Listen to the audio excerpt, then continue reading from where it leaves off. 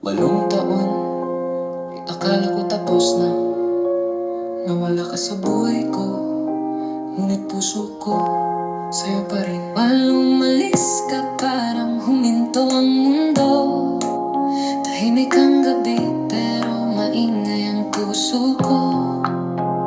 Sinubukan kong limutin, pero hindi kaya. Bawat sandali, ikaw ang alaala.